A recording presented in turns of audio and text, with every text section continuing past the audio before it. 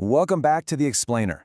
When I first opened up this data-driven dossier on Lionel Messi's final World Cup campaign, I was honestly blown away by what's happening behind the scenes.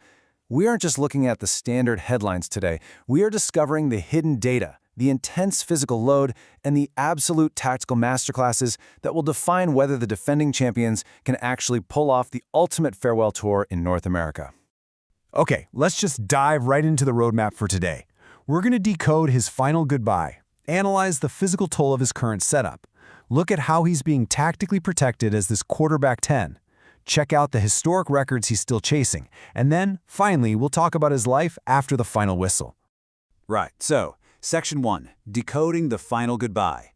Today we're really looking at the exit, including that viral grab ma incident and the exact words he used right before it.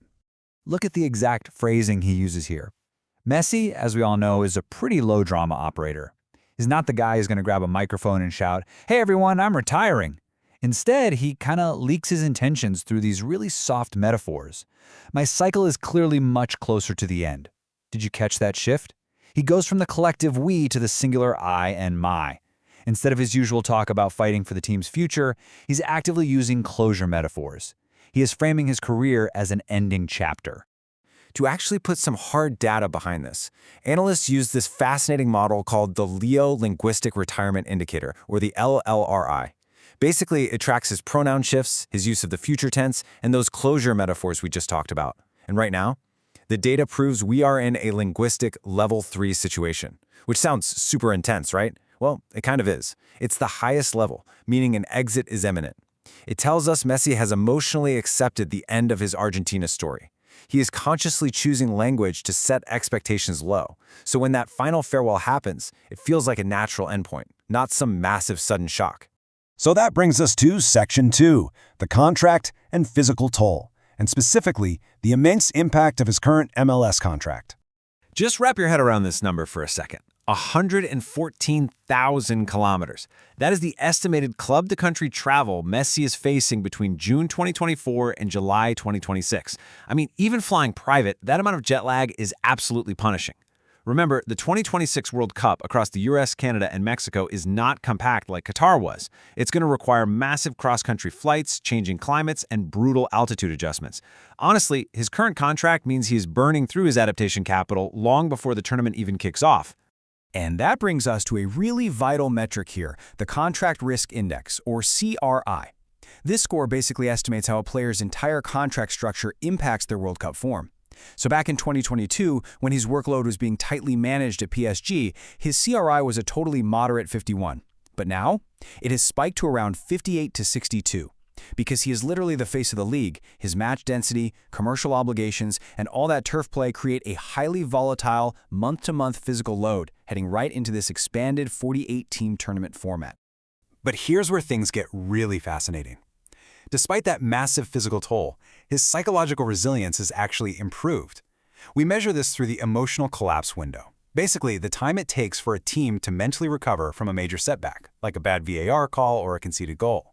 Back in 2014, Messi's window was like 15 to 20 minutes of visible frustration. Today, having lifted that trophy in 2022, his ECW has shrunk down to just 5 to 10 minutes. Setbacks don't trigger despair anymore, they trigger this intense rage-into-focus response. And that is a massive, almost terrifying psychological advantage for Argentina. All right, moving on to Section 3, Protecting the Quarterback 10. Let's look at exactly how head coach Lionel Scaloni is tactically protecting his aging star. If we contrast his role in Qatar with his upcoming 2026 role, the evolution is pretty clear. In 2022, Messi operated as this winger hybrid, contributing to wider phases and just covering a lot more ground. But in 2026, Scaloni's staff is deploying him as a pure quarterback 10. He's operating within a strictly conserved 20-yard radius. He doesn't track runners, he doesn't press high, he just sits in these deep pockets and delivers those surgical, line-breaking passes that absolutely dismantle defenses. And this brilliantly illustrates why that positional shift is so absolutely essential. It's all about his altitude-adjusted creative load. Think about brutal environments like the Estadio Azteca in Mexico City. You're sitting over 2,100 meters up in thin air. You simply cannot have a 39-year-old making 60-meter sprints in that. By minimizing his sprint volume and compressing his physical responsibilities, Scaloni is ensuring Messi's creative output remains absolutely elite when it matters most. So let's see how this builds into the broader team structure. Scaloni uses what we call a liquid formation. He's basically playing 4D chess with Messi's fatigue level. If Messi's fatigue is low, they run a really fluid 4-3-3. If it's moderate, maybe due to altitude or humidity, they shift into a diamond formation. And if fatigue is dangerously high, they switch to a 3-4-2-1. They basically build an absolute fortress with 3 center backs and wing backs absorbing all the defensive width, keeping Messi entirely insulated right in the center. But listen, this system only works because of his secret service, the midfield engine. This is a very specific, non-interchangeable trio that does all the heavy defensive lifting. You've got Enzo Fernandez acting as the deep pivot, just shielding that back four. You have Rodrigo de Paul, who is an absolute engine, covering immense ground as the relentless pressing trigger. And then you have Alexis McAllister, the half-space connector who links the defense right to the final third. Because these three are doing all the ugly defensive work so seamlessly, Messi gets to stay perfectly safe in his protected 20-yard zone. Okay, Section 4, Chasing Ultimate World Cup Records. Because we are looking at a man who is hunting ultimate history here. Charting his World Cup progression is honestly like reading a history book of modern football. From his teenage debut over in Germany in 2006 to that crushing Marcanal heartbreak in 2014, and then of course the ultimate triumph in Qatar in 2022. Just by stepping onto the pitch in 2026, he makes history yet again. He will become the first male player in history to appear in 6 World Cups. Think about that. 2 decades of competing at the absolute pinnacle of the sport. So, what exactly is he hunting this time? The number 16. That is the all-time World Cup goal record, which is currently held by Miroslav Klose. Messi is sitting at 13 right now.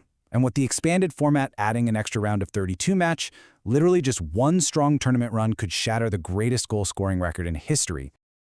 The crucial takeaway here is just the sheer magnitude of the history at stake. If Scaloni's tactics hold up and Argentina successfully defends their crown in the final at MetLife Stadium, Messi becomes the first male captain to lift back-to-back World Cups since Italy's Giuseppe Meazza did it way back in 1938. That is an 88-year-old ghost he is chasing down. Which brings us to our final section, Section 5, Life After the Final Whistle, and his specific post-retirement plans. So here is his explicit post-retirement blueprint.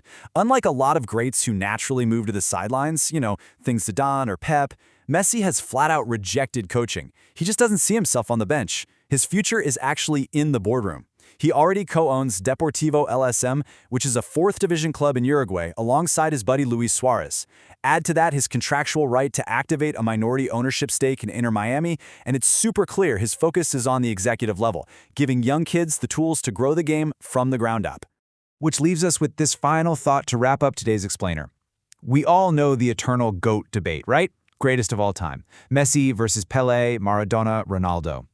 But if Argentina actually lifts the trophy again in 2026, achieving back-to-back glory with the 39-year-old captain, does that debate just close forever? Or does the conversation simply evolve into a totally new era of footballing lore? I'm going to leave you to ponder that one. Thank you so much for joining me for this deep dive, and I will catch you on the next explainer.